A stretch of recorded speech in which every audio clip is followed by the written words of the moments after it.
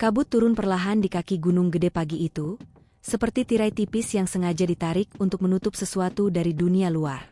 Udara terasa lebih dingin dari biasanya, menusuk sampai ke tulang meski matahari sudah mulai menampakkan sinarnya di balik pucuk-pucuk pinus. Jalur pendakian Cibodas tampak lengang. Hanya ada suara dedaunan yang saling bergesekan, sesekali diselingi bunyi ranting patah entah karena apa. Raffi berdiri di depan papan informasi pendakian sambil mengecek ulang isi carrier-nya. Tangannya bergerak cepat namun teratur, tanda seseorang yang terbiasa mempersiapkan segala sesuatu dengan matang. Logistik cukup buat 4 hari, gumamnya. Kalau lebih, kita harus mulai irit. Di belakangnya, Dimas menguap lebar sambil meregangkan badan. Vi, santai sedikit napa. Ini baru mulai, bukan ekspedisi ke Himalaya, katanya setengah bercanda. Raffi hanya tersenyum tipis. Ia memang dikenal paling rasional di antara mereka.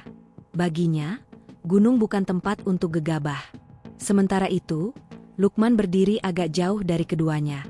Pemuda paling muda dalam tim itu tidak ikut bercanda. Matanya justru sibuk memperhatikan garis hutan di depan sana. Ada sesuatu yang terasa berbeda. Hutan itu terlalu diam. Biasanya, pagi di gunung dipenuhi suara burung atau serangga yang seperti berlomba menyambut hari. Namun kali ini, kesunyian terasa menekan, seperti ada telapak tangan raksasa yang menahan semua suara.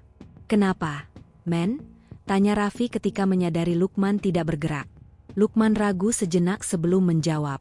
"Lo ngerasa gak? Ini sepi banget?" Dimas langsung tertawa kecil. Ya namanya juga hutan, bukan pasar malam. "Bukan itu," Lukman menggeleng pelan. "Sepinya tuh aneh." Raffi menoleh ke arah pepohonan. Ia mencoba mendengarkan. Beberapa detik berlalu. Angin berhembus pelan. Daun bergerak. Namun tetap saja, tidak ada kicau burung. Perasaan tidak nyaman sempat melintas di benaknya, tapi ia buru-buru menepisnya. "Mungkin faktor cuaca," katanya akhirnya. "Udah, jangan overthinking. Kita mulai aja."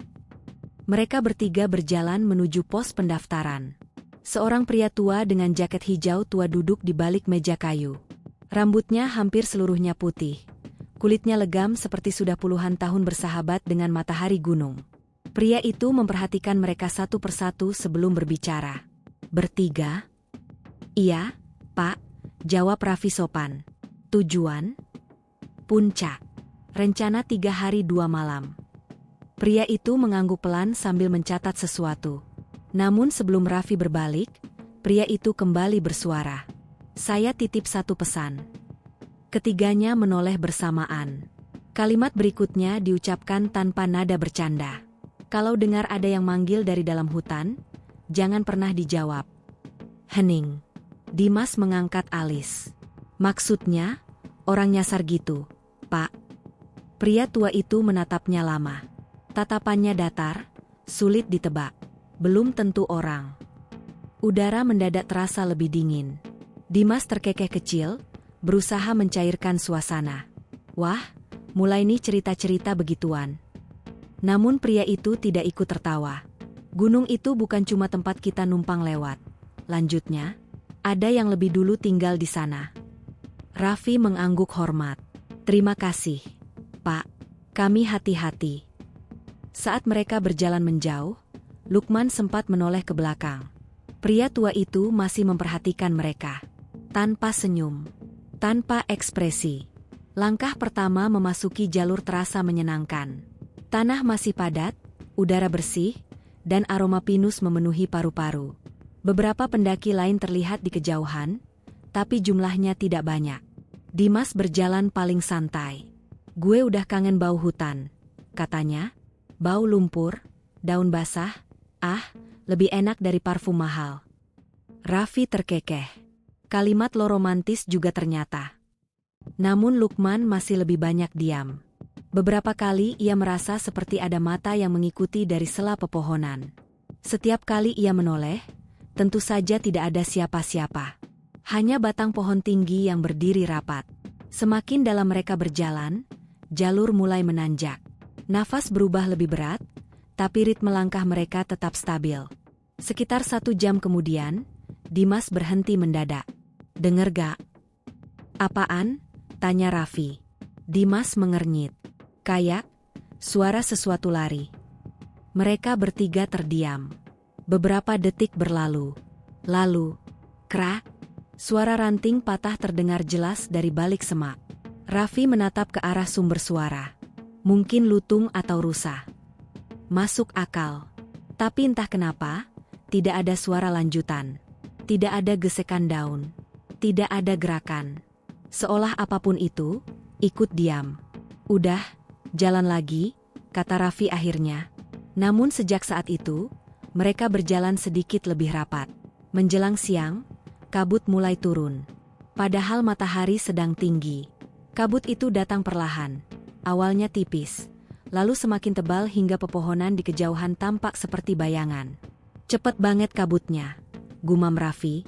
Gunung memang sulit ditebak, tapi ini terasa tidak biasa. Saat itulah mereka menemukan sesuatu. Sebuah percabangan jalur. Raffi berhenti. Alisnya bertaut. "Perasaan di peta gak ada cabang di sini." Dimas mendekat. "Jalur baru kali."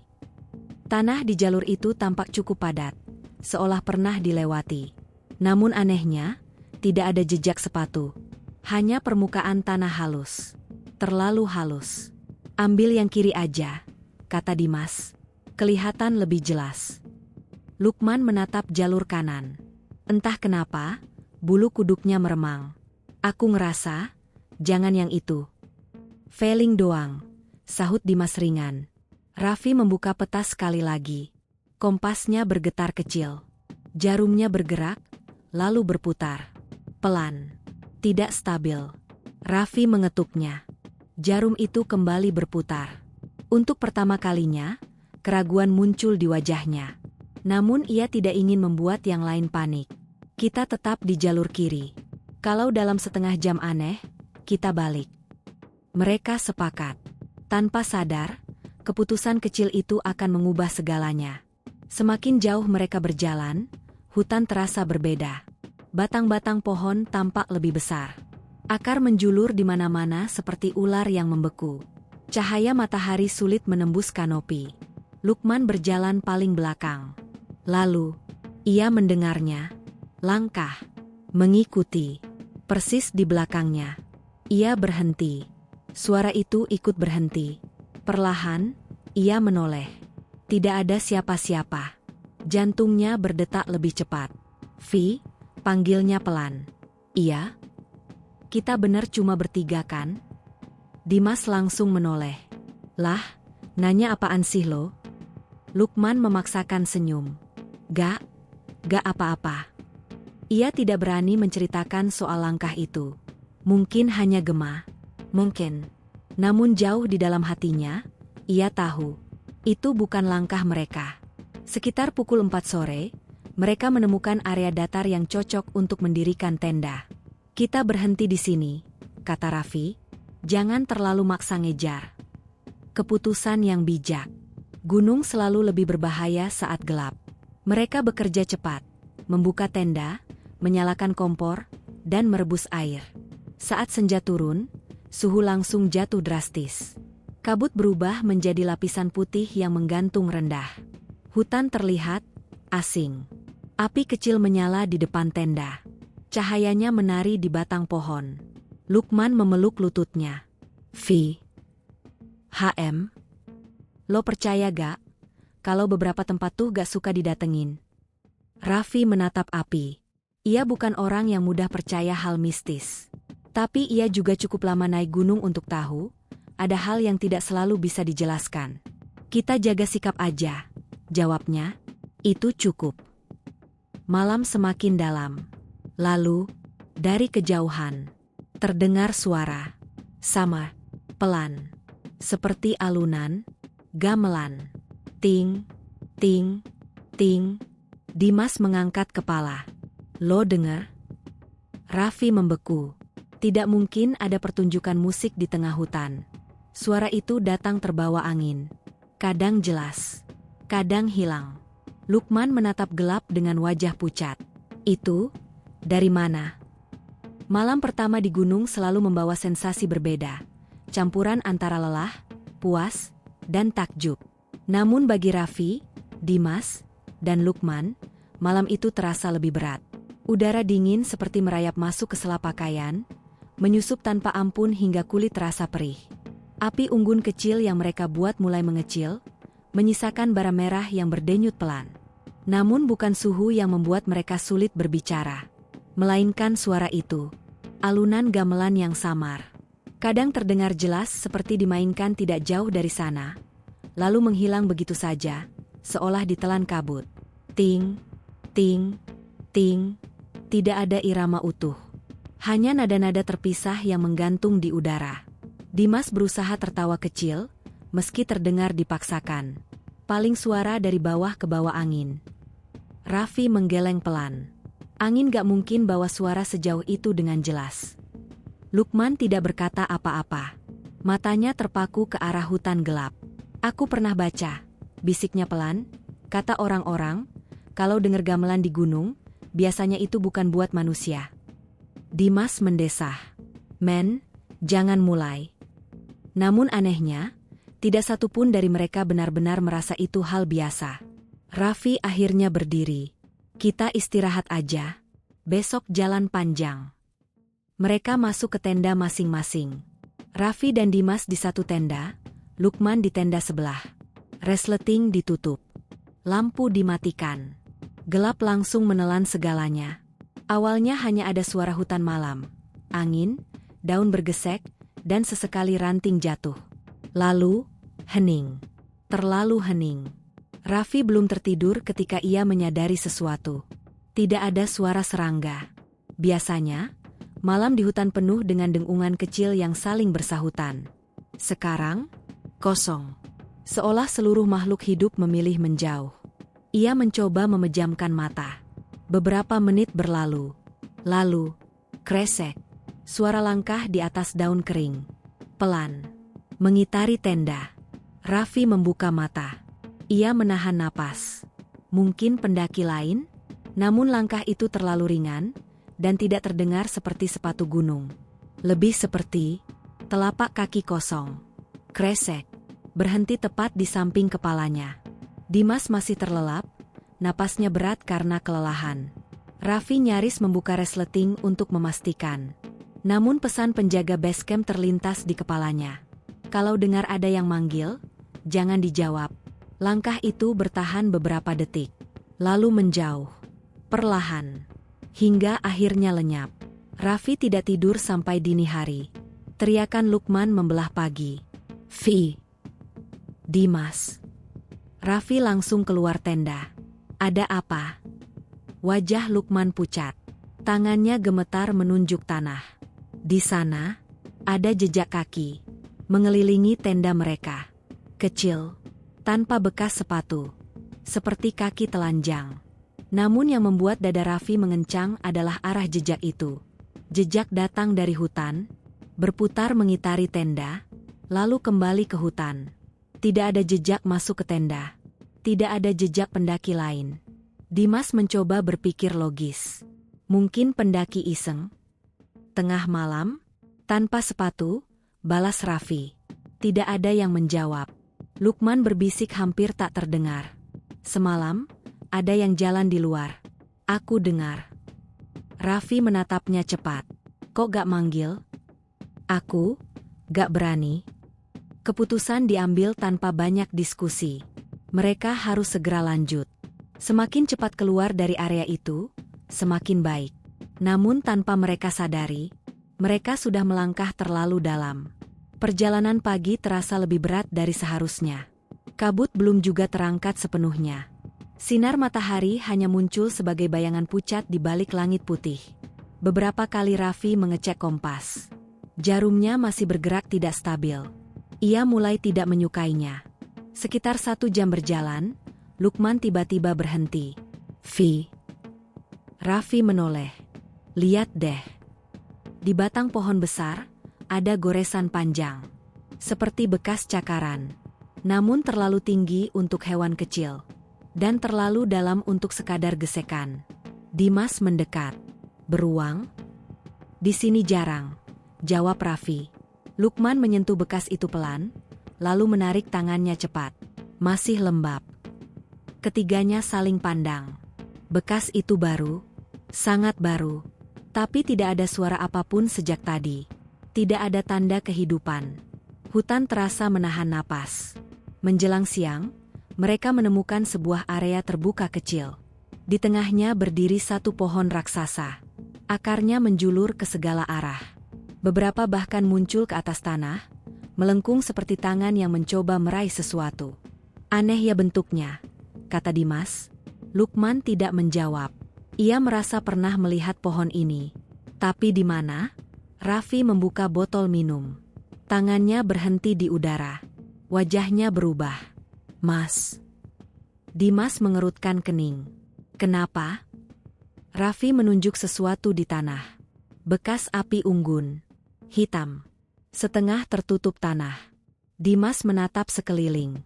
Matanya melebar perlahan. Itu sebuah bungkus makanan instan. Milik mereka. Tidak mungkin. Kita udah lewat sini, bisik Lukman. Sunyi menjawab. Raffi mencoba menenangkan diri. Mungkin jalurnya muter. Namun jauh di dalam hatinya, ia tahu. Gunung tidak membuat lingkaran tanpa alasan. Saat itulah angin tiba-tiba berhembus. Dingin. Membawa aroma aneh. Seperti bunga yang terlalu manis. Lukman menoleh cepat. Di antara pepohonan. Ia melihatnya. Sesosok perempuan berdiri diam. Kebaya putihnya kontras dengan gelapnya batang pohon. Rambutnya panjang menutupi sebagian wajah. Tidak bergerak. Tidak berkedip. Hanya menatap. Vi, suara Lukman bergetar. Ada orang. Raffi dan Dimas langsung menoleh. Kosong. Tidak ada siapa-siapa. Di situ. Lukman menunjuk panik. Namun saat ia berkedip, sosok itu hilang. Seolah tidak pernah ada. Dimas menggenggam bahunya. Lo halu karena capek. Lukman tidak menjawab. Ia tahu apa yang ia lihat.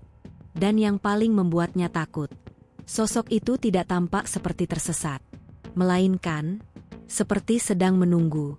Langit mulai menggelap lebih cepat dari perkiraan. Padahal baru lewat sore. Kabut turun lagi, lebih tebal dari kemarin. Jarak pandang bahkan tidak sampai 10 meter. Raffi menghentikan langkah. Kita gak bisa lanjut. Terlalu bahaya. Mereka mendirikan tenda lebih rapat kali ini.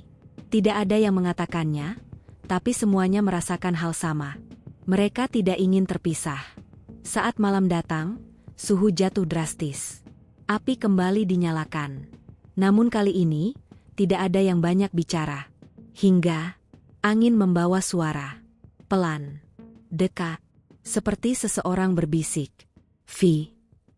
Raffi menoleh cepat. Dimas juga. Raffi. Suara itu jelas. Memanggil namanya. Dimas berdiri. Siapa itu? Tidak ada jawaban. Hanya kabut yang bergulung pelan di antara pohon. Lalu Lukman berbisik dengan wajah pucat. Itu bukan suara Lokan, Mas. Dimas menggeleng pelan. Tenggorokan Raffi terasa kering. Suara itu adalah suaranya sendiri. Persis. Dengan intonasi yang sama. Malam kedua baru saja dimulai. Dan untuk pertama kalinya, Raffi menyadari satu hal yang membuat dadanya terasa berat.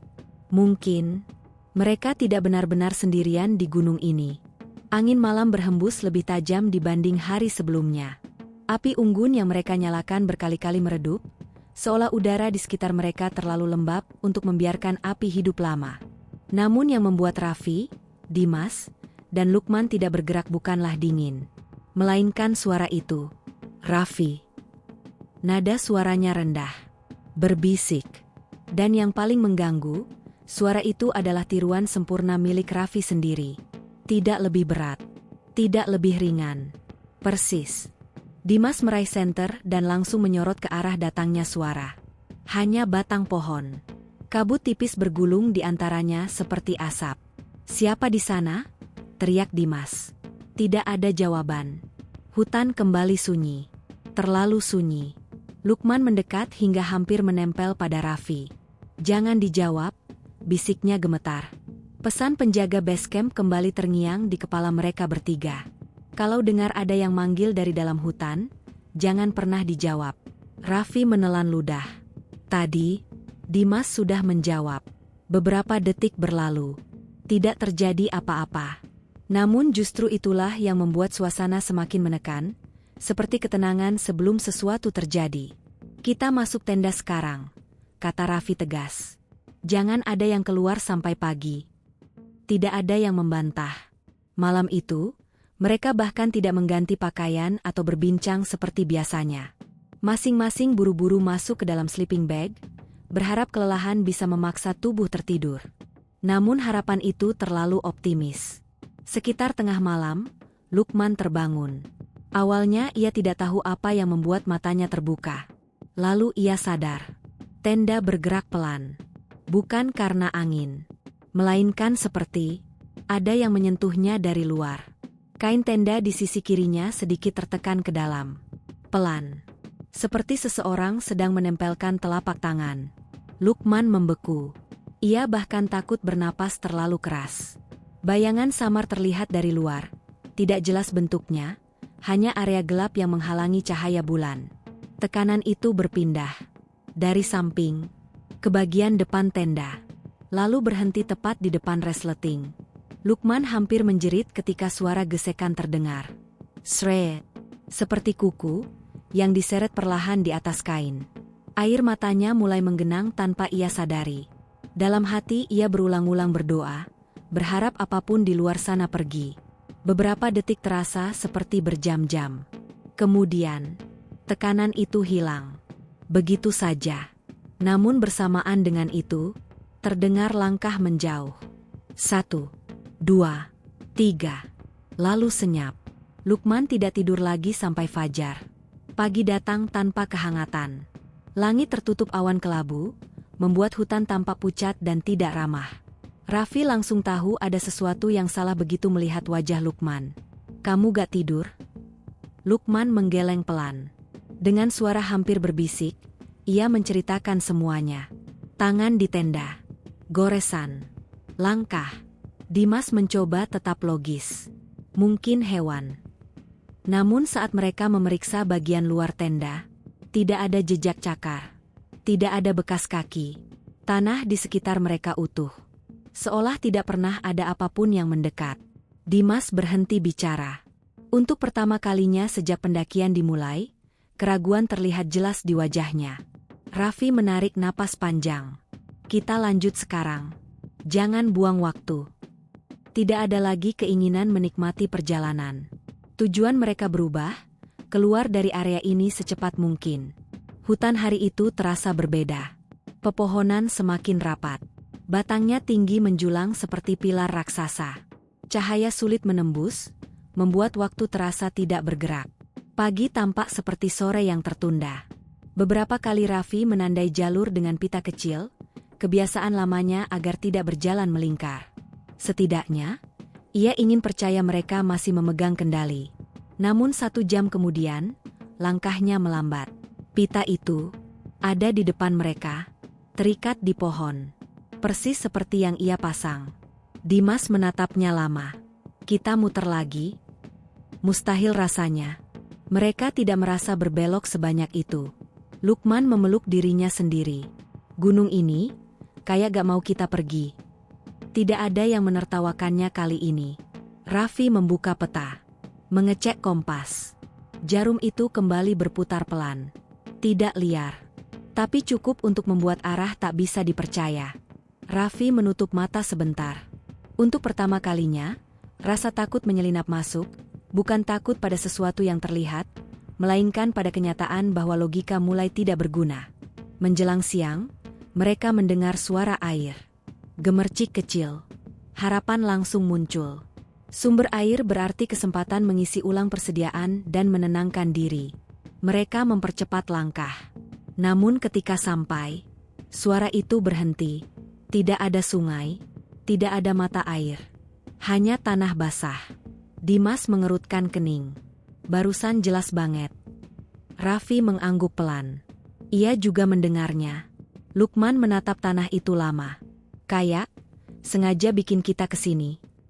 Kalimat itu menggantung tanpa bantahan. Angin tiba-tiba berembus, membawa aroma bunga yang sama seperti kemarin, manis, tapi membuat mual jika tercium terlalu lama. Raffi berdiri cepat. Kita jalan lagi.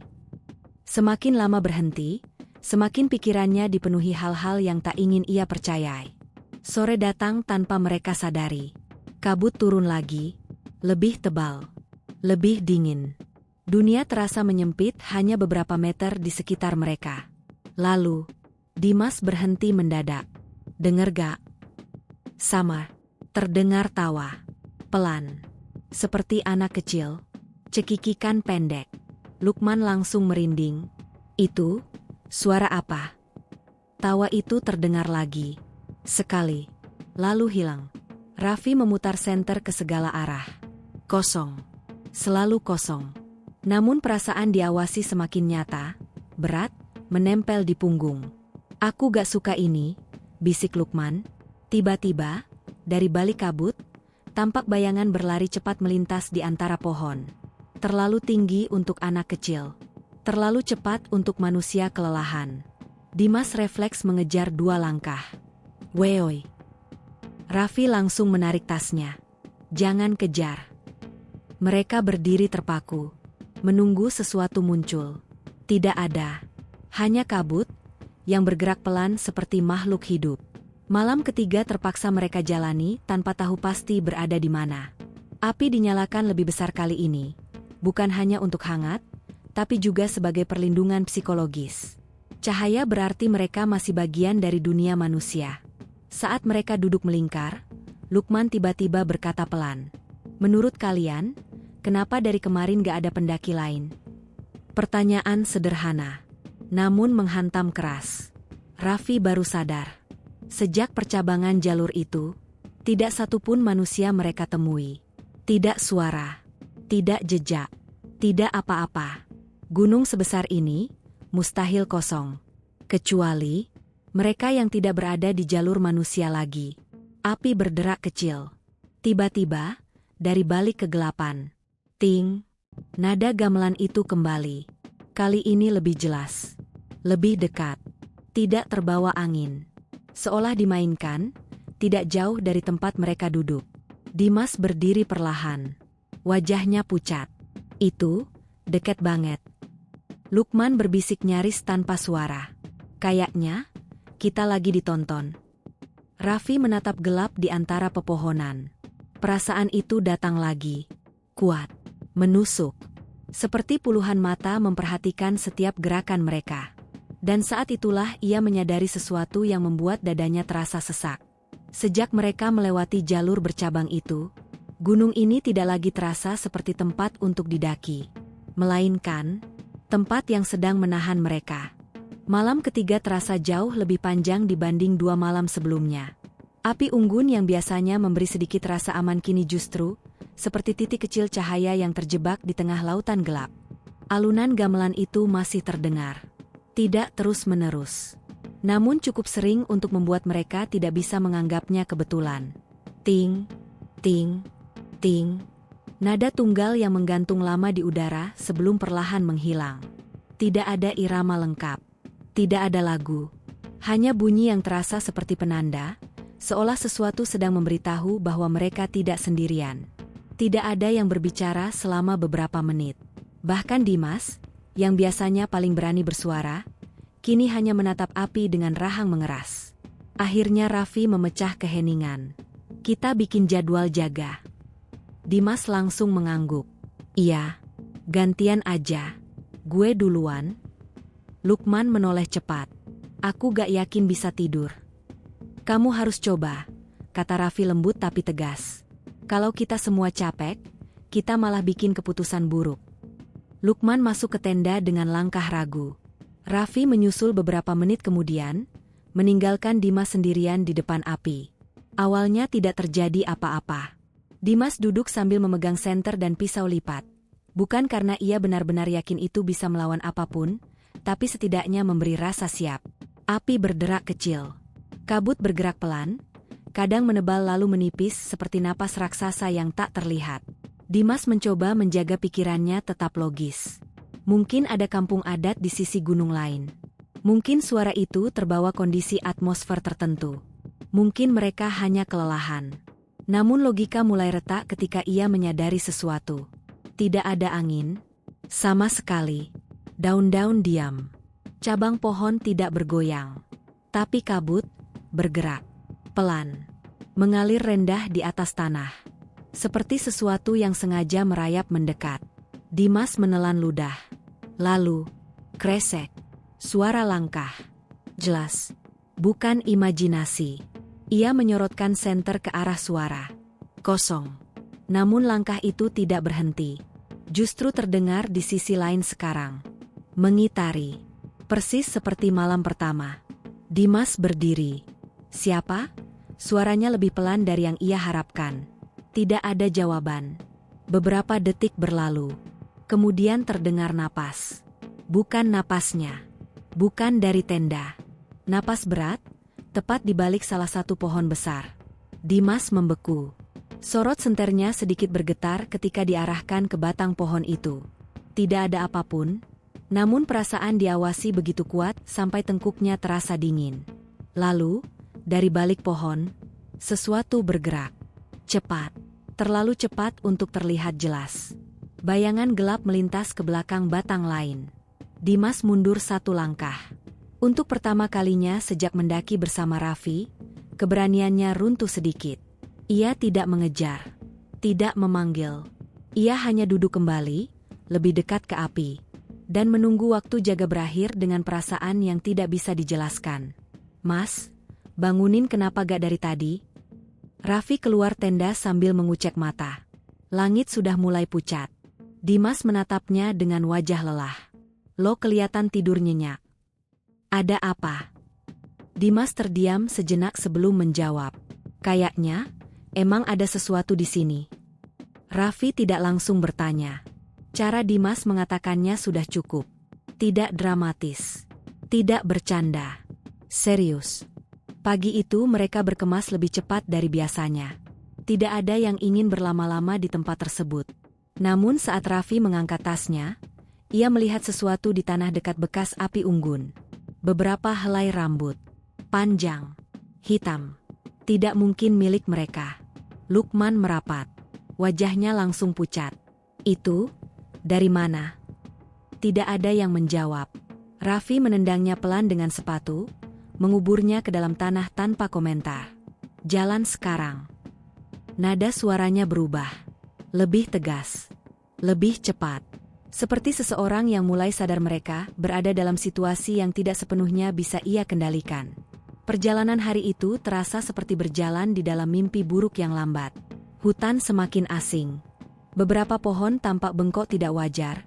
Batangnya berputar seperti pernah dipelintir sesuatu. Lumutan menutupi hampir semua permukaan. Dan lagi-lagi, tidak ada suara burung. Tidak ada serangga. Hanya langkah mereka sendiri. Sekitar 1 jam berjalan, Lukman tiba-tiba berhenti. "Vi." Raffi menoleh. Lukman menunjuk ke depan dengan tangan gemetar. Di sana berdiri deretan batu. Tersusun rapi. Seperti penanda. Atau batas. Dimas mengerutkan kening. Ini jalur resmi bukan sih? Raffi menggeleng pelan. Ia pernah melihat susunan batu seperti itu, biasanya digunakan sebagai penanda area yang dianggap sakral oleh masyarakat sekitar gunung. Tanpa sadar, mereka bertiga menurunkan volume suara. Langkah menjadi lebih hati-hati. Saat melewati batu terakhir, angin tiba-tiba berembus. Kencang. Padahal sejak tadi udara nyaris tidak bergerak. Bersamaan dengan itu, tercium lagi aroma bunga manis. Lebih pekat dari sebelumnya. Hampir membuat pusing. Lukman berbisik. "Aku gak kuat baunya." Tiba-tiba, dari kejauhan terdengar suara perempuan tertawa pelan. Bukan cekikikan seperti sebelumnya. Ini lebih lembut. Namun justru itu yang membuat bulu kuduk berdiri. Dimas berputar cepat.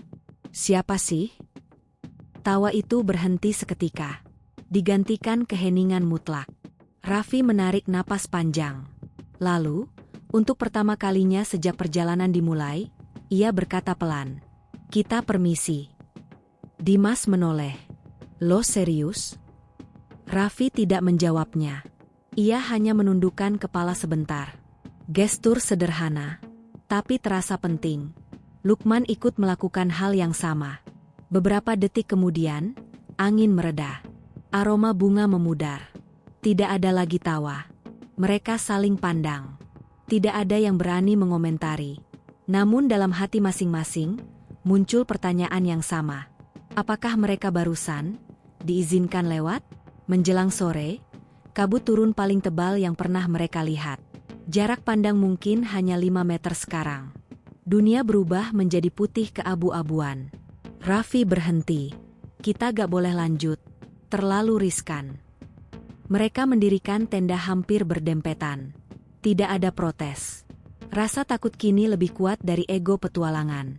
Saat Raffi sedang mengencangkan tali tenda, ia merasa seperti ada yang berdiri di balik kabut. Siluet tinggi. Diam. Ia berkedip. Siluet itu hilang. Mungkin hanya ilusi cahaya. Namun jantungnya berdetak lebih cepat. Malam turun tanpa warna. Tidak ada bintang. Tidak ada bulan. Hanya gelap yang terasa, padat. Mereka makan tanpa selera. Bahkan Dimas tidak melontarkan satupun candaan. Lalu, ketika mereka hampir masuk tenda, dari dalam kabut, terdengar 3 suara langkah. Bersamaan. Berat. Perlahan mendekat. Duk, duk, duk. Mereka bertiga membeku. Langkah itu berhenti beberapa meter dari mereka. Tidak maju. Tidak mundur.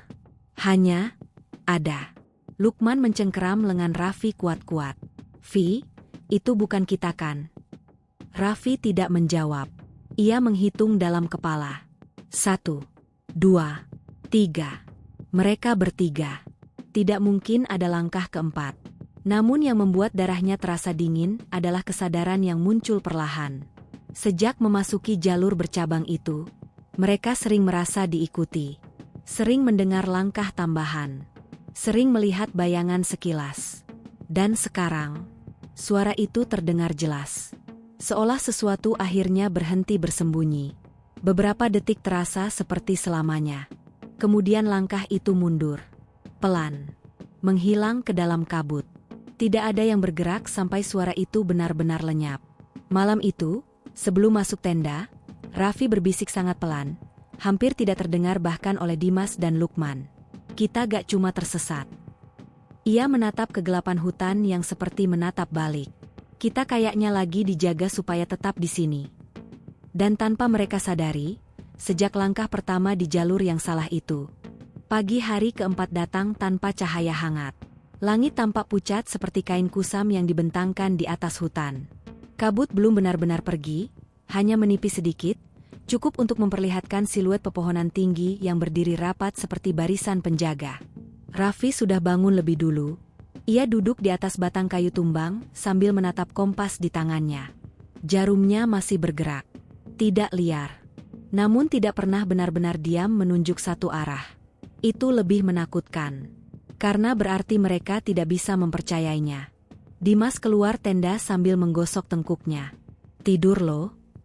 "Dikit." "Gue mimpi aneh," gumam Dimas. Raffi menoleh. "Mimpi apa?" Dimas terdiam beberapa detik sebelum menjawab. "Kayak ada yang berdiri di luar tenda. Lama banget. Gue gak berani buka." Raffi tidak langsung menanggapi. Ia hanya menghela napas pelan. Tak lama kemudian Lukman keluar. Wajahnya lebih pucat dari biasanya. Kantung matanya jelas terlihat. "Kalian juga dengar orang jalan semalam?" Raffi dan Dimas saling pandang. Tidak ada yang ingin mengakuinya duluan. Namun diam mereka sudah cukup sebagai jawaban. Sarapan dilakukan cepat dan tanpa banyak bicara. Mereka hanya memakan biskuit dan meneguk air seperlunya. Persediaan mulai terasa lebih ringan. Terlalu ringan untuk perjalanan yang belum jelas kapan berakhir. "Kita turun," kata Raffi akhirnya. "Turun kemana?" tanya Dimas. "Pokoknya cari jalur air dulu. Sungai pasti bawa kita ke bawah." Logika lama pendaki. Ikuti aliran air, dan kamu akan menemukan peradaban. Namun ada satu masalah. Sejak tersesat, mereka belum menemukan satupun sumber air yang nyata. Hanya suara-suara yang menghilang saat didekati. Tetap saja, itu satu-satunya rencana yang mereka punya. Perjalanan terasa lebih berat hari itu. Tanah mulai lembab, beberapa bagian berubah menjadi lumpur licin yang membuat langkah mereka harus ekstra hati-hati. Sekitar 1 jam berjalan, Lukman tiba-tiba berhenti. "Vi, lihat." Di tanah, ada jejak sepatu. Raffi langsung berlutut. Jejak itu masih cukup jelas. Tidak tertutup daun. Tidak terhapus hujan. Baru, harapan langsung menyala di dada mereka. "Akhirnya, manusia," bisik Dimas. Tanpa sadar langkah mereka menjadi lebih cepat, mengikuti arah jejak tersebut. Namun setelah hampir 20 menit, langkah Raffi melambat. Alisnya berkerut. "Kenapa?" tanya Lukman.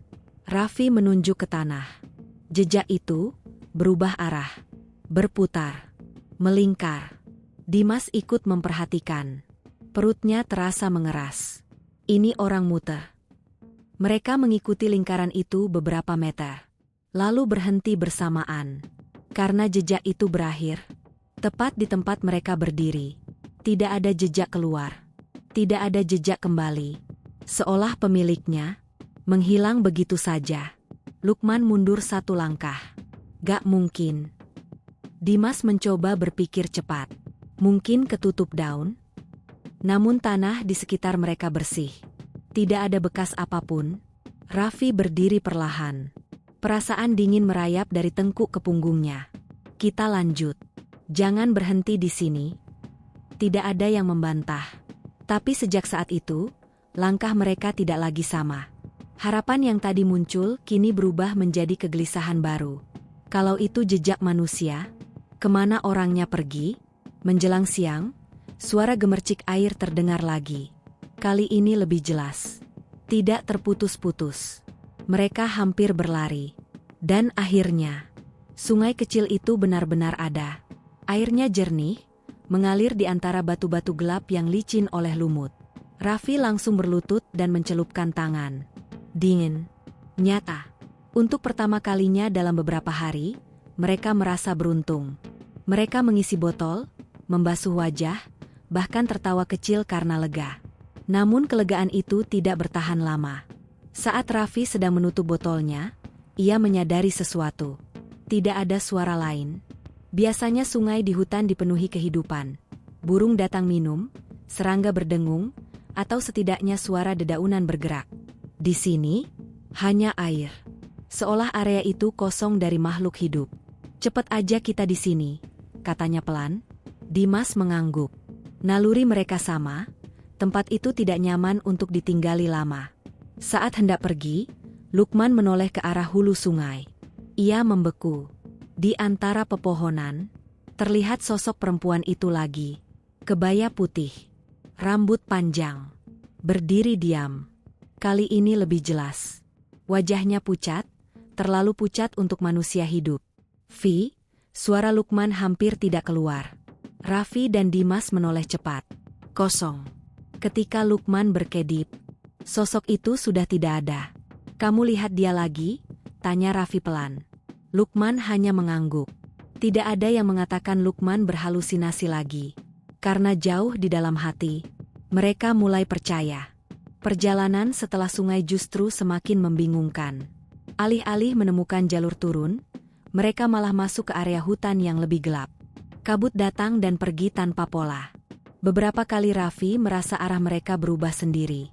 Padahal ia yakin berjalan lurus.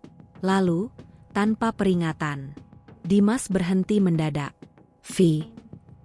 Nada suaranya berbeda. Raffi mendekat. Dan langsung mengerti kenapa. Di depan mereka berdiri pohon raksasa. Akarnya mencuat seperti tangan. Kulit batangnya kasar.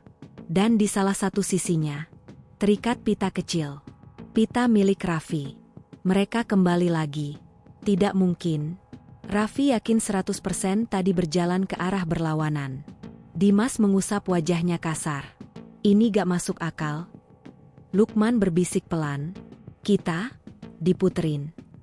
Tidak ada yang menertawakan kalimat itu sekarang. Raffi mengepalkan tangan.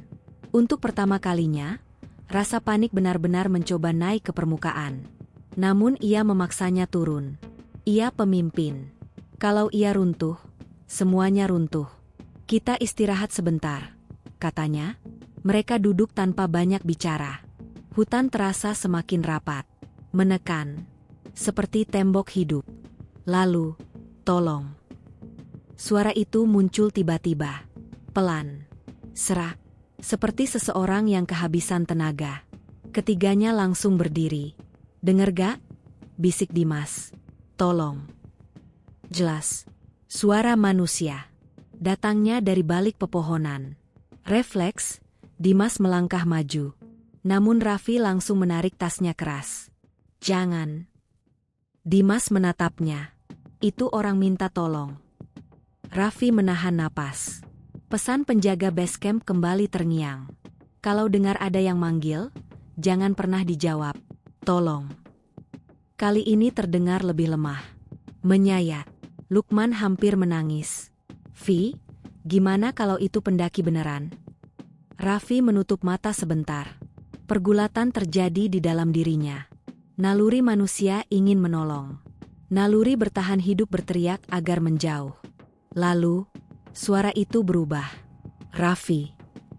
Darahnya seperti berhenti mengalir. Itu bukan suara asing lagi. Itu suara ibunya.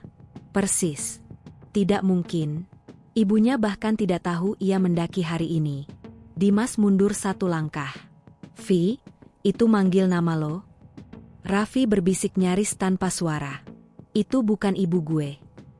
Hutan mendadak terasa jauh lebih dingin. Mereka mundur perlahan. Tidak ada yang berani menjawab. Tidak ada yang berani mencari. Suara itu akhirnya hilang sendiri. Namun kerusakan sudah terjadi.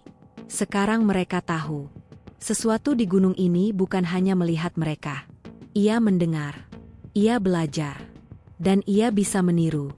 Sore itu, saat mereka mendirikan tenda dengan tangan gemetar, satu kesadaran muncul perlahan dalam benak Raffi. Tersesat bukan lagi masalah terbesar mereka. Yang jauh lebih mengerikan adalah kemungkinan bahwa apapun yang ada di hutan ini tidak ingin mereka menemukan jalan keluar. Hari kelima dimulai tanpa semangat. Tidak ada yang benar-benar tidur malam sebelumnya. Setiap suara kecil terasa seperti ancaman. Bahkan ketika hutan diam, justru itu yang paling membuat mereka gelisah.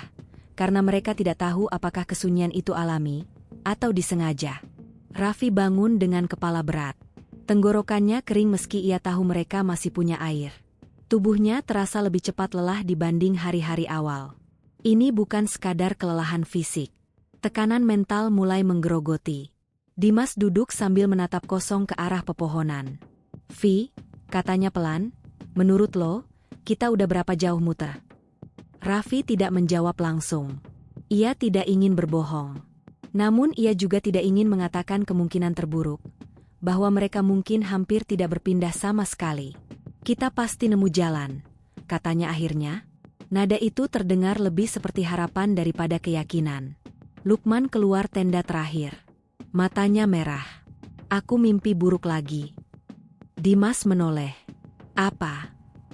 Ada perempuan duduk di depan tenda, rambutnya nutupin muka. Dia cuma duduk, lama banget. Tidak ada yang tertawa, tidak ada yang bilang itu cuma mimpi. Karena mereka semua tahu sosok itu bukan hal baru lagi. Mereka memutuskan berjalan mengikuti aliran sungai kecil yang kemarin ditemukan. Air setidaknya memberi arah, turun berarti mendekati kaki gunung. Namun bahkan sungai itu terasa aneh. Arusnya pelan, terlalu pelan untuk jalur dengan kemiringan seperti ini. Beberapa kali Raffi merasa suara air berubah, kadang terdengar deras. Lalu tiba-tiba nyaris tak terdengar padahal jarak mereka tidak jauh berpindah. Sekitar 1 jam berjalan, Dimas yang berada paling depan mendadak mengangkat tangan. "Stop." Raffi mendekat. "Ada apa?" Dimas menunjuk ke lumpur di tepi sungai. Jejak kaki lagi, namun kali ini berbeda. Bukan sepatu. Telanjang. Kecil, tapi bentuknya tidak wajar. Jari-jarinya terlalu panjang. Dan yang membuat dada Raffi mengencang adalah arah jejak itu. Sejajar dengan mereka. Seolah sesuatu berjalan di tepi sungai, mengawasi. Lukman berbisik. Itu bukan kaki manusia. Tidak ada yang membantah. Raffi berdiri lebih tegak. Kita jangan berhenti lama. Jalan terus. Namun sejak menemukan jejak itu, mereka semua merasakan hal yang sama. Perasaan diikuti kini bukan sekadar dugaan. Menjelang siang, kabut datang lagi. Lebih cepat dari biasanya. Padahal matahari belum tinggi. Pandangan berubah menjadi putih pucat. Dunia terasa hampa. Lalu tiba-tiba, brak, suara keras terdengar dari belakang. Mereka berbalik bersamaan. Sebuah dahan besar jatuh, tepat di jalur yang baru saja mereka lewati beberapa detik lalu. Kalau mereka berjalan sedikit lebih lambat, dahan itu bisa menghantam kepala. Dimas menatap ke atas. Tidak ada angin, tidak ada tanda cabang rapuh. Pohon itu tampak sehat. Jatuh sendiri, gumamnya. Tidak terdengar meyakinkan.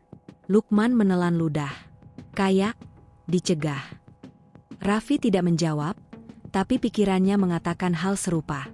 Seolah ada garis tak terlihat yang tidak boleh mereka lewati. Semakin sore, tubuh mereka semakin lambat.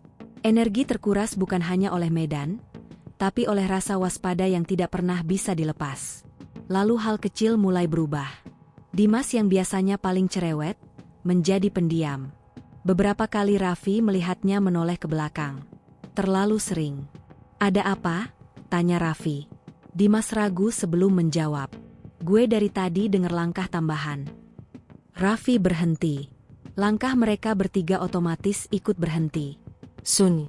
Beberapa detik. Lalu, kresek. Sekali. Jelas. Bukan dari arah mereka berdiri. Dimas langsung berputar. Siapa? Tidak ada jawaban. Hanya kabut yang bergeser pelan. Raffi merasakan detak jantungnya sendiri di telinga. Ia mulai sadar satu hal menakutkan. Apapun itu, tidak lagi berusaha bersembunyi sepenuhnya. Seolah ingin mereka tahu bahwa mereka tidak sendiri. Malam kelima datang lebih cepat. Langit gelap bahkan sebelum mereka selesai mendirikan tenda. Api dinyalakan, tapi kali ini tidak banyak membantu. Udara terasa lebih dingin dari malam-malam sebelumnya. Mereka makan sedikit sekali. Tidak ada selera. Saat mereka duduk diam, Lukman tiba-tiba berkata pelan. Kalian ngerasa gak? Hutan ini makin sempit. Dimas mengerutkan kening. Maksud lo? Kayak, pohonnya makin rapet. Jalannya makin susah. Seolah, kita didorong masuk lebih dalam. Raffi ingin menyangkal. Namun ingatannya berputar. Jalur memang semakin sulit. Area terbuka hampir tidak pernah mereka temukan lagi. Hutan ini seperti labirin hidup yang perlahan menutup. Tiba-tiba, tawa kecil terdengar. Dekat, sangat dekat. Mereka bertiga langsung menoleh ke arah yang sama. Di balik salah satu pohon, sesuatu bergerak. Cepat, putih. Sekilas. Dimas berdiri. Gue lihat. Namun ketika senter diarahkan, kosong. Selalu kosong. Lalu suara itu datang lagi. Tapi bukan tawa. Tangisan. Pelan. Seorang perempuan menangis terseduh. Lukman langsung gemetar. Vi. Tangisan itu berubah menjadi rintihan. Menyayat. Memancing naluri manusia untuk mendekat. Raffi mengepalkan tangan keras. Jangan jawab. Jangan cari. Jangan ikuti. Tiba-tiba tangisan itu berhenti. Dan digantikan oleh suara berbisik. Dingin. Itu suara Lukman. Persis. Lukman langsung menutup mulutnya sendiri. Aku gak ngomong. Bisikan itu datang lagi. Aku dingin. Dimas mundur perlahan hingga hampir menyentuh api. Ini gak benar. Raffi menatap gelap tanpa berkedip. Satu kesimpulan kini jelas. Sesuatu sedang bermain dengan mereka. Meniru. Memancing. Mengacaukan batas antara nyata dan tidak. Malam semakin larut. Akhirnya mereka masuk tenda. Namun teror belum selesai. Sekitar tengah malam, Raffi terbangun karena suara berisik. Dimas tidak ada di tempat. Jantungnya langsung menghantam keras. Ia membuka resleting cepat. Udara dingin menyergap. "Mas?" bisiknya. Tidak ada jawaban. Panik mulai naik.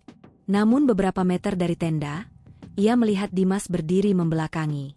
Diam. Tidak bergerak. "Mas, ngapain?" Tidak ada respons. Raffi mendekat 2 langkah. Lalu membeku. Dimas sedang berbicara pelan. Seperti membalas seseorang. "Iya, bentar." Darah Raffi terasa dingin. "Mas?" bisiknya lebih keras. Dimas menoleh perlahan. Wajahnya kosong. "Gue denger lo manggil." Raffi menggeleng cepat. "Gue gak manggil." Kesadaran muncul di mata Dimas. Ia langsung pucat. "Tadi, jelas banget suara lo." Dari sana, ia menunjuk ke arah hutan gelap. Raffi menariknya kembali ke tenda tanpa banyak kata. Tangan Dimas terasa dingin. Terlalu dingin. Mereka tidak bicara lagi malam itu. Namun sebelum memejamkan mata, satu pikiran menghantui Raffi. Jika Dimas mengikuti suara itu lebih jauh, mungkin ia tidak akan kembali. Dan saat itulah Raffi akhirnya menerima kenyataan yang selama ini coba ia tolak. Ini bukan sekadar tersesat. Mereka seperti sedang ditarik perlahan, menjauh dari dunia manusia. Kabut turun lebih cepat dari biasanya sore itu. Raffi menyadarinya pertama kali ketika jalur yang mereka lalui tiba-tiba tampak berbeda. Pepohonan rasa mala yang tadi berdiri renggang kini terlihat rapat, batang-batangnya menjulang seperti tiang-tiang katedral tua. Udara berubah dingin, menusuk sampai ke tulang, padahal belum terlalu tinggi. Jam di tangannya menunjukkan pukul 4:10. "Harusnya kita sudah sampai area camp," gumamnya. Arga berhenti berjalan, membuka peta kertas yang mulai lembab. "Menurut trek, kita cuma butuh 30 menit lagi." Bima menoleh ke belakang. Jalur itu hilang. Bukan tertutup semak, bukan pula karena gelap. Tanah yang tadi mereka injak seperti tidak pernah ada jejak manusia. Hanya hamparan daun basah. "Ra," suara Bima pelan, "kamu ingat kita tadi lewat sini?" Raffi tidak langsung menjawab. Ia yakin mereka berjalan lurus. Tidak ada percabangan besar. Tapi sekarang, bahkan arah datang pun terasa asing. Angin berembus pelan, membawa bau tanah basah bercampur sesuatu yang sulit dijelaskan, seperti kayu lama yang lapuk. "Jangan panik," kata Arga, berusaha terdengar tenang. "Kita cari tanda jalur dulu." Mereka berjalan beberapa meter. Tidak ada pita penanda. Tidak ada bekas sepatu. Tidak ada batang pohon yang pernah disayat pendaki. Hanya hutan. Sunyi. Terlalu sunyi. Biasanya gunung gede punya suara. Burung, serangga, gesekan daun. Tapi sekarang seolah seluruh makhluk memilih diam. Bima berbisik, "Ini hutan, kok rasanya beda ya?" Tidak ada yang menjawab, tapi keduanya merasakan hal sama. Seperti sedang diawasi. Raffi menarik napas panjang. "Putuskan sekarang. Kita lanjut cari jalur, atau bikin camp darurat." Arga menatap langit yang mulai keabu-abuan. "Kita camp. Nyari jalur saat kabut itu bunuh diri." Mereka sepakat. Namun saat memilih lokasi, kejanggalan lain muncul. Kompas Arga berputar pelan, lalu berhenti, lalu berputar lagi. "Ini kenapa?" katanya. "Rusak?" tanya Bima. "Kompas jarang rusak." Jarum itu bergetar seperti ragu menunjuk utara. Raffi merasakan sesuatu mengencang di dadanya. Gunung yang normal tidak membuat kompas kehilangan arah. Mereka akhirnya mendirikan tenda di sebuah tanah datar kecil, diapit 2 pohon besar yang akarnya mencuat seperti ular raksasa membeku. Saat Raffi menancapkan pasak terakhir, ia mendengar suara. Krek, seperti ranting patah. Ia menoleh cepat. Tidak ada siapa-siapa. "Hutan," pikirnya. Tapi suara itu terdengar, terlalu berat untuk sekadar ranting jatuh. Malam datang tanpa senja. Kabut berubah jadi lapisan putih yang membuat jarak pandang hanya beberapa meter. Api kecil mereka tampak seperti titik merah di tengah lautan susu. Bima memasak mie instan, tapi tidak ada yang benar-benar lapar. Rasa cemas lebih kuat dari rasa lapar. Setelah makan, mereka duduk diam. Lalu suara itu muncul lagi. Langkah. Pelan. Mengitari tenda. Krek, krek, krek. Bima menegang. Kalian dengar? Arga langsung mengambil senter dan menyorot keluar. Tidak ada apa-apa. Langkah itu berhenti. Beberapa detik kemudian, terdengar dari sisi lain. Seolah sesuatu sedang berjalan melingkar. Binatang, bisik Bima. Raffi menggeleng pelan. Binatang biasanya tidak berjalan memutari tenda tanpa suara napas, tanpa geraman. Ini terlalu teratur. Arga akhirnya membuka tenda sedikit dan menyenter lebih jauh. Kabut memantulkan cahaya, menciptakan dinding putih. Namun sesaat, ia melihat bayangan. Tinggi, diam, lalu lenyap. Arga menutup resleting cepat. Ada apa? Tanya Bima. Arga tidak langsung menjawab. Aku, mungkin salah lihat. Itu bohong. Raffi tahu dari wajahnya. Mereka mencoba tidur. Namun tengah malam, Raffi terbangun. Bukan karena suara. Karena perasaan. Seperti ada yang berdiri sangat dekat. Ia membuka mata perlahan. Di balik kain tenda, ada siluet. Tidak bergerak. Tinggi. Sangat tinggi. Raffi membeku. Ia menahan napas.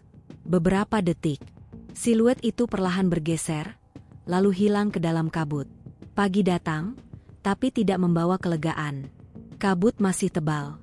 Dan ketika mereka keluar tenda, jejak kaki mengelilingi camp. Besar. Terlalu besar untuk manusia.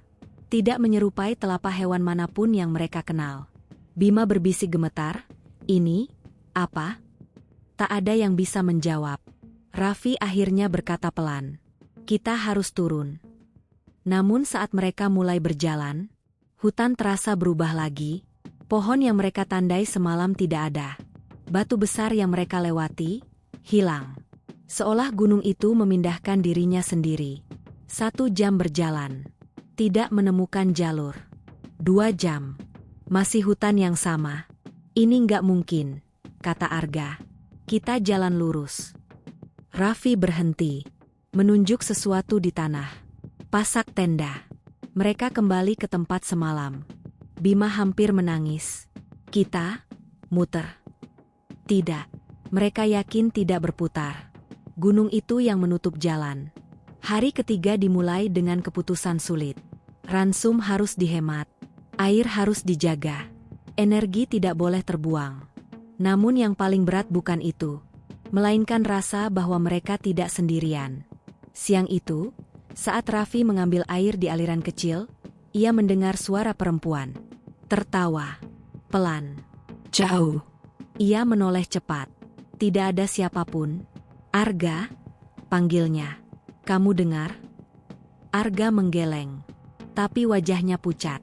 Aku juga dengar, tadi malam. Bima menatap mereka bergantian. Jangan bilang kalian mulai halu. Lalu, tawa itu terdengar lagi. Kali ini lebih jelas. Mereka bertiga mendengarnya. Berasal dari balik kabut. Tipis. Memanjang. Dan dingin. Tidak ada yang berani mengejar sumbernya. Sore itu, hujan turun tanpa angin. Tetesannya lurus. Berat, seperti dijatuhkan dari langit. Tanah berubah licin. Sepatu mereka tenggelam dalam lumpur. Dan ketika mereka berteduh di bawah pohon besar, Bima tiba-tiba berkata pelan, "Kita belum izin." Raffi menoleh. "Izin apa?" "Masuk hutan." Arga mendesah. "Jangan mulai." Tapi Bima melanjutkan, "Kakekku dulu bilang, ada bagian gunung gede yang bukan untuk manusia." Tidak ada yang menanggapi. Namun malam itu, mereka bertiga bermimpi sama. Seorang lelaki tua berdiri di tengah kabut. Matanya kosong. Ia hanya berkata satu kalimat. "Pulang, sebelum gunung menutup namamu." Raffi terbangun dengan napas tersengal. Di luar, langkah itu kembali. Namun kali ini tidak mengitari tenda. Ia berhenti tepat di depan pintu. Dan sesuatu mengetuk pelan. Tok, tok, tok. Tak satu pun dari mereka berani membuka. Ketika suara itu akhirnya hilang, Raffi sadar satu hal mengerikan. Suara langkahnya Lebih dari satu. Sejak saat itu, mereka mulai mengerti. Gunung tidak hanya membuat mereka tersesat. Gunung sedang menahan mereka. Dan semakin lama mereka berada di sana, semakin terasa, seolah hutan perlahan menghapus jejak keberadaan mereka dari dunia luar. Komplikasi belum mencapai puncaknya. Namun satu kepastian mulai tumbuh di hati mereka. Tidak semua yang masuk ke Gunung Gede diizinkan keluar kembali. Hari ke-9. Tidak ada yang benar-benar menghitung dengan pasti, tapi Raffi menandai tiap pagi dengan goresan kecil di batang kayu menggunakan ujung pisau lipatnya. 9 garis kini berjajar miring, tampak seperti luka pada kulit pohon. 9 hari tersesat. 9 hari berjalan tanpa arah. 9 hari merasa diawasi. Pagi itu, udara terasa berbeda. Tidak sedingin biasanya, tapi justru terlalu diam, seperti hutan sedang menahan napas. Kabut masih ada, tapi tipis. Untuk pertama kalinya setelah berhari-hari, mereka bisa melihat lebih jauh dari 10 meter. Harapan kecil muncul. "Kita jalan sekarang," kata Arga. Suaranya serak karena jarang bicara. Selama kabut belum turun lagi. Ransum tinggal sedikit, beberapa biskuit hancur dan seperempat bungkus beras yang mereka masak jadi bubur encer tiap malam. Tubuh mereka mulai berubah. Pipi cekung, mata dalam, gerakan lambat. Bima bahkan sudah berhenti bercanda sejak 2 hari lalu. Itu yang paling menakutkan. Mereka berjalan mengikuti kontur menurun, berpegang pada logika sederhana. Air mengalir ke bawah, dan peradaban biasanya berada di bawah. Awalnya jalur itu terlihat menjanjikan. Ada tanah lebih padat, tidak terlalu banyak akar. Beberapa batang pohon tampak seperti pernah disentuh parang. "Ini jalur," bisik Bima, matanya berbinar untuk pertama kalinya. Raffi tidak langsung percaya, tapi dadanya ikut menghangat. Namun sekitar 30 menit kemudian, mereka menemukan sesuatu yang membuat langkah mereka berhenti serempak. Sebuah tas carrier, terkoyak di satu sisi, penuh lumut. Warnanya hampir tak dikenali. Arga mendekat pelan, seolah tas itu bisa bergerak sendiri. Ia membuka resletingnya. Di dalamnya ada botol aluminium penyok, jaket tua, dan buku catatan kecil yang sudah menggembung karena lembab. Tidak ada tulang, tidak ada darah, tidak ada identitas. Hanya barang-barang yang ditinggalkan waktu. "Pendaki lama," gumam Raffi. Bima berbisik, "Kenapa ditinggal?" Tak ada yang bisa menjawab. Arga membuka buku catatan itu hati-hati. Beberapa halaman menempel, tapi satu bagian masih bisa dibaca. Tulisan tangan. Bergetar. Tanggalnya sudah pudar, tapi kalimat terakhir masih jelas. "Jangan ikuti suara yang memanggil namamu. Itu bukan temanmu." Bima menelan ludah keras. Raffi menutup buku itu cepat. "Jangan dibaca lagi." Tapi sejak saat itu, hutan terasa makin berat. Seolah mereka baru saja melanggar sesuatu dengan membuka tas itu. Mereka melanjutkan perjalanan. Lalu kejanggalan berikutnya muncul. Jam Raffi berhenti. Jarumnya diam di pukul 11.47. Padahal matahari jelas bergerak. Arga memeriksa ponselnya, yang sebenarnya sudah mati sejak hari ketiga, tapi ia masih membawanya seperti jimat. Layar hitam itu tiba-tiba menyala. Sebentar. Tanpa baterai. Tanpa sinyal. Hanya satu notifikasi muncul di layar redup. "Jangan menoleh." Lalu mati lagi. Arga menjatuhkannya. "Apa itu tadi?" tanya Bima panik. Raffi tidak menjawab. Karena pada saat yang sama, ia mendengar sesuatu. Seseorang memanggil. Pelan. Tepat di belakangnya. "Raffi." Suara itu, ibunya. Mustahil. Ibunya sudah meninggal 2 tahun lalu. Tubuh Raffi kaku. Pesan di ponsel Arga terngiang di kepalanya. "Jangan menoleh." Suara itu datang lagi. Lebih dekat. "Raffi, pulang." Air mata tiba-tiba menggenang tanpa ia sadari. Ada dorongan luar biasa kuat untuk menoleh. Untuk melihat. Untuk memastikan. Tangan Bima mencengkeram bahunya keras. "Jangan." Ternyata mereka juga mendengar. Arga berbisik gemetar. Itu bukan manusia. Mereka berjalan cepat. Hampir berlari. Suara itu mengikuti beberapa menit, lalu hilang begitu saja. Namun setelah itu, Bima mulai berubah. Awalnya hanya diam, lalu sering melamun. Beberapa kali Raffi mendapati Bima tersenyum sendiri ke arah hutan. Sore itu, saat mereka berhenti di dekat pohon besar, Bima tiba-tiba berkata, "Kalian dengar enggak?" "Apa?" tanya Arga. "Mereka nyanyi."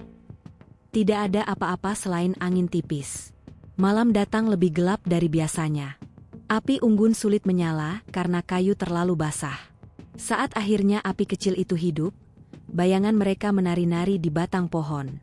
Dan di antara bayangan itu, ada satu bayangan tambahan. Lebih tinggi. Tidak berasal dari tubuh siapapun. Raffi berkedip. Bayangan itu hilang. Ia tidak berani memberitahu yang lain. Tengah malam. Bima mengigau. "Kita harus ikut. Nanti mereka marah." Raffi mengguncangnya. Bima membuka mata. Kosong. "Ada jalan," katanya pelan. "Aku lihat tadi. Banyak orang di sana." "Orang mana?" "Mereka bilang kita terlalu berisik." Arga berbisik. Dia mulai ditarik. "Ditarik kemana?" Arga tidak menjawab. Namun sekitar pukul 3 pagi, mereka terbangun karena resleting tenda terbuka. Udara dingin langsung masuk. Bima tidak ada. Raffi meloncat keluar. "Bima." Tidak ada jawaban. Hanya kabut. Jejak kaki terlihat jelas, menuju ke dalam hutan.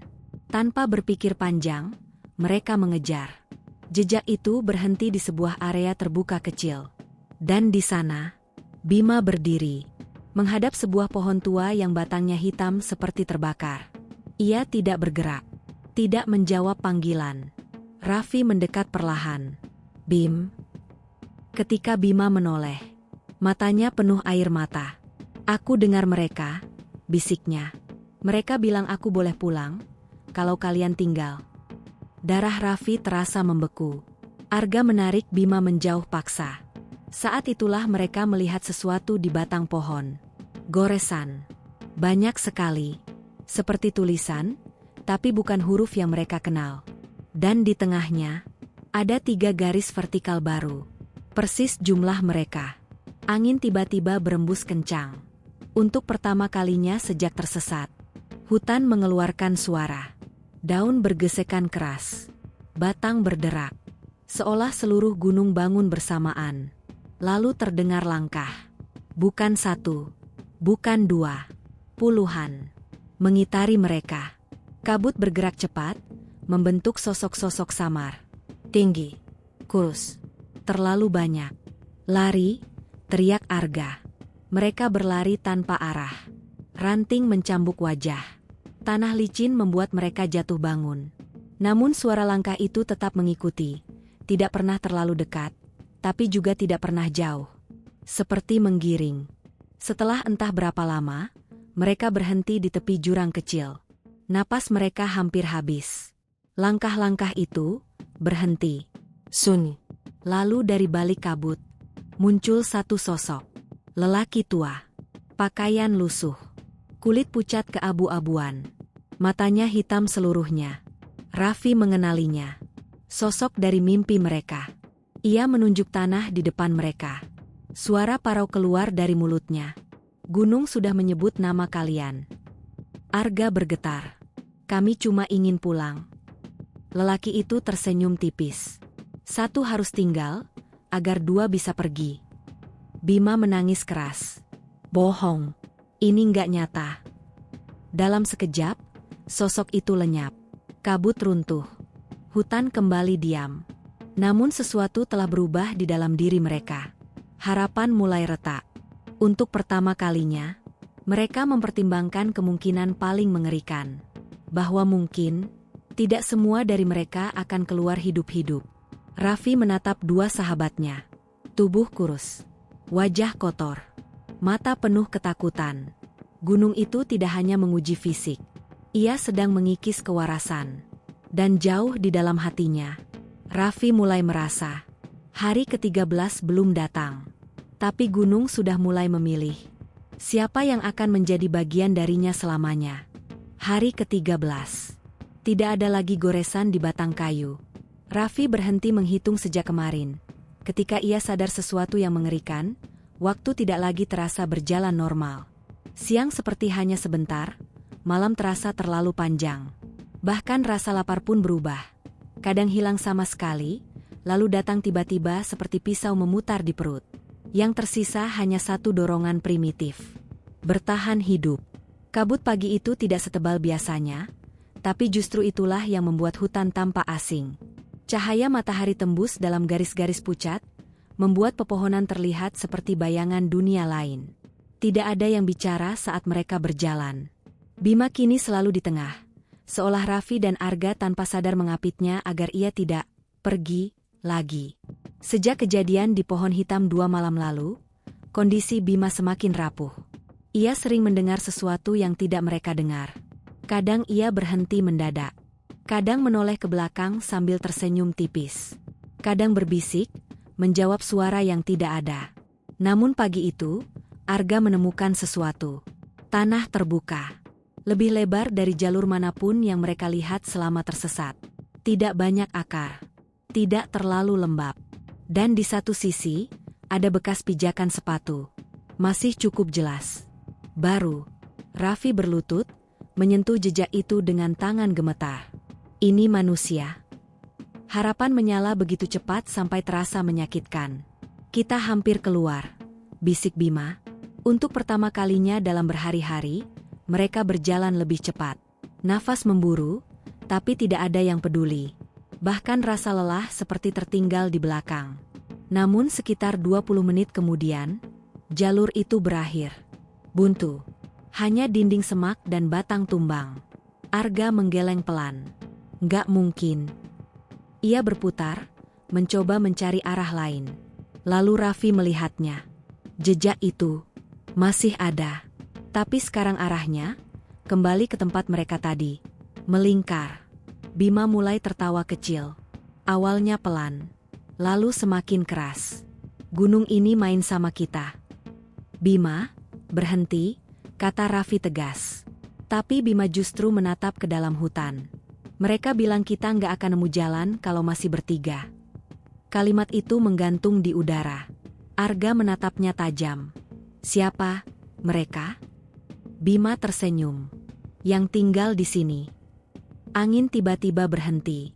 Benar-benar berhenti. Tidak ada satu daun pun bergerak. Keheningan itu terasa berat, seperti tekanan di dasar laut. Kemudian, terdengar suara gamelan. Jauh. Sangat pelan. Namun jelas. Nada-nada itu mengalun tidak wajar.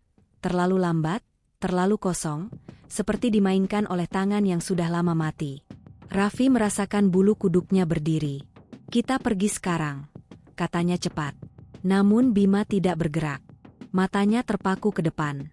Kabut di antara pepohonan perlahan terbuka, seperti tirai. Dan di sana, ada jalan. Lebar. Bersih. Mustahil. Di ujungnya tampak cahaya terang. Seperti keluar hutan. Itu, suara Arga pecah. Itu jalan turun. Raffi ingin percaya. Sangat ingin. Tapi instingnya menjerit. Ada yang salah. Terlalu mudah. Terlalu tiba-tiba. Jangan langsung masuk, katanya. Kita cek dulu. Namun Bima sudah melangkah. 1 langkah.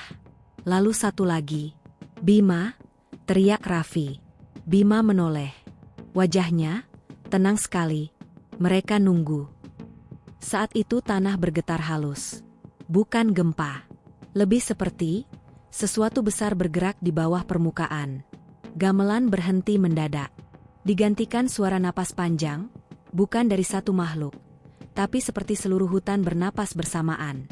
Kabut menutup cepat di belakang mereka. Jalan itu kini satu-satunya arah terbuka. Arga berbisik. Kita dijebak. Tiba-tiba terdengar tangisan. Perempuan. Dekat sekali. Lalu suara lelaki memanggil nama mereka satu persatu. Raffi. Arga. Bima. Suara-suara itu datang dari segala arah. Pepohonan tampak bergeser. Perlahan. Tak mungkin. Namun jarak di antara batang menyempit, seolah hutan sedang menutup lingkaran. Bima mulai berjalan lagi. Raffi menangkap tasnya. Lo nggak boleh ke sana. Bima menatapnya dengan mata merah. Aku capek. Ra, mereka bilang kalau aku tinggal, kalian bisa pulang. Arga membentak. Itu bohong. Tiba-tiba, sosok lelaki tua itu muncul di tengah jalan. Tidak berjalan. Tidak datang dari mana-mana. Ia hanya ada. Matanya hitam pekat. Kulitnya seperti tanah basah. Gunung tidak pernah bohong, katanya pelan. Suara itu tidak keras, tapi mengguncang dada. Kalian bertiga masuk tanpa permisi, mengambil tanpa memberi. Raffi gemetar. Kami cuma tersesat. Lelaki itu tersenyum tipis. Semua yang tinggal di sini juga pernah berkata begitu. Tangan kurusnya menunjuk Bima. Dia sudah dipanggil. Tanah di bawah kaki Bima retak halus. Dari celah itu keluar bau anyir. Seperti daun busuk bercampur sesuatu yang lebih tua. Bima menangis. Namun kakinya tetap melangkah. Pelan. Seolah ada yang menarik. Raffi memeluknya dari belakang. Gue nggak ninggalin lo. Saat itu angin meledak. Pepohonan meraung. Dari balik kabut muncul bayangan-bayangan tinggi. Puluhan, mungkin ratusan, dia mengelilingi mereka. Arga berteriak putus asa. Kita nggak akan kasih siapapun. Lelaki tua itu menatap lama. Lalu berkata, kalau begitu, gunung akan mengambil semuanya. Tanah tiba-tiba ambles. Raffi hampir jatuh ke lereng curam yang tak mereka sadari ada di balik semak. Arga menariknya tepat waktu. Bima menjerit. Bayangan-bayangan itu bergerak mendekat. Udara menjadi dingin luar biasa. Napas mereka berubah kabut tebal. Raffi sadar satu hal mengerikan. Gunung tidak sedang menakut-nakuti. Gunung sedang memutuskan. Dengan sisa tenaga, Arga berteriak. Lari ke jalan itu. Mereka bertiga berlari. Bayangan mengejar. Suara tangisan berubah jadi jeritan. Tanah seperti berdenyut di bawah kaki. Beberapa meter sebelum ujung cahaya, Bima tersandung. Tangannya terlepas dari Raffi. Dalam satu detik yang terasa abadi, kabut menelan tubuh Bima sampai pinggang. Seperti ditarik ke bawah. Raffi, teriaknya. Raffi meraih tangannya. Lecen. Dingin. Tarikannya luar biasa kuat. Arga ikut membantu. Oye, lepasin dia. Terdengar bisikan bersamaan. Tinggal. Tinggal. Tinggal. Raffi meraung. Dia nggak punya urusan sama kalian. Dengan seluruh sisa tenaga, mereka menarik. Tiba-tiba, tali gelang di tangan Bima putus. Sebuah gelang sederhana dari ibunya. Jatuh ke tanah retak itu. Tarikan mendadak melemah. Bima terlepas. Mereka bertiga jatuh bertumpuk. Saat Raffi menoleh, lelaki tua itu sudah hilang. Bayangan lenyap. Kabut runtuh. Dan jalan di depan mereka masih ada. Tanpa menunggu apapun lagi, mereka berlari menembus cahaya itu. Tidak menoleh. Tidak berhenti. Hanya berlari. Lama. Sampai akhirnya, mereka mendengar sesuatu yang belum pernah terasa seindah itu. Suara manusia. Jauh. Sama. Namun nyata. Raffi jatuh berlutut. Air matanya pecah. Mereka belum sepenuhnya keluar. Namun untuk pertama kalinya dalam 13 hari, gunung terasa melepaskan. Raffi tidak ingat kapan tepatnya ia berhenti berlari. Yang ia tahu, lututnya tiba-tiba tak sanggup lagi menopang tubuh. Dunia berputar pelan, lalu ia jatuh di tanah yang terasa lebih padat, tidak lagi lembab seperti lantai hutan dalam. Suara manusia semakin jelas. Di sini, ada orang. Langkah-langkah tergesa mendekat. Senter menyorot wajah mereka bergantian. Untuk pertama kalinya dalam 13 hari, cahaya itu tidak terasa mengancam. Ya Tuhan, seseorang berbisik. Masih hidup. Raffi ingin menjawab, tapi bibirnya pecah-pecah. Yang keluar hanya napas berat bercampur isak. Arga tertawa kecil, tawa yang terdengar seperti hampir berubah jadi tangisan. Bima hanya diam. Matanya terbuka, tapi kosong. Tubuhnya gemetar halus, seperti masih berada di suhu dingin gunung meski udara di sana jauh lebih hangat. Tim penyelamat menyelimuti mereka dengan jaket tebal, memberi air sedikit demi sedikit. "Jangan minum banyak dulu," kata seorang relawan. Raffi menggenggam botol itu dengan tangan bergetar. Air. Rasanya hampir membuatnya menangis lagi. Mereka dibawa turun malam itu juga. Tandu darurat dipakai karena kaki mereka terlalu lemah. Raffi sempat menoleh ke belakang sekali, ke arah hutan yang kini hanya tampak sebagai dinding hitam tanpa bentuk. Kabut pelan-pelan turun lagi, menelan jalur tempat mereka keluar. Entah kenapa, dadanya terasa sesak melihatnya. Seolah gunung itu sedang menutup pintu, dan berpura-pura tidak pernah terjadi apa-apa.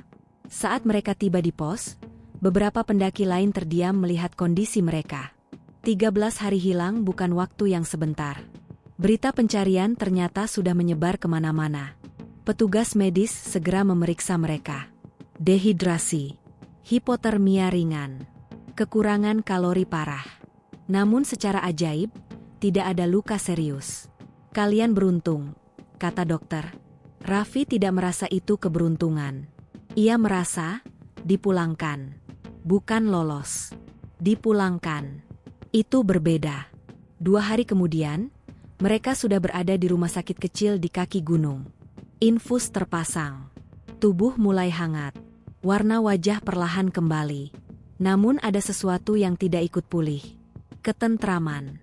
Malam pertama, Arga terbangun sambil berteriak. Katanya ia mendengar langkah mengitari tempat tidur. Padahal bangsal itu kosong. Malam kedua, giliran Raffi. Ia terbangun karena merasa seseorang berdiri di sudut ruangan. Tinggi. Diam. Saat ia menyalakan lampu, tidak ada apa-apa. Hanya bayangan lemari. Yang paling berubah adalah Bima. Ia jarang bicara.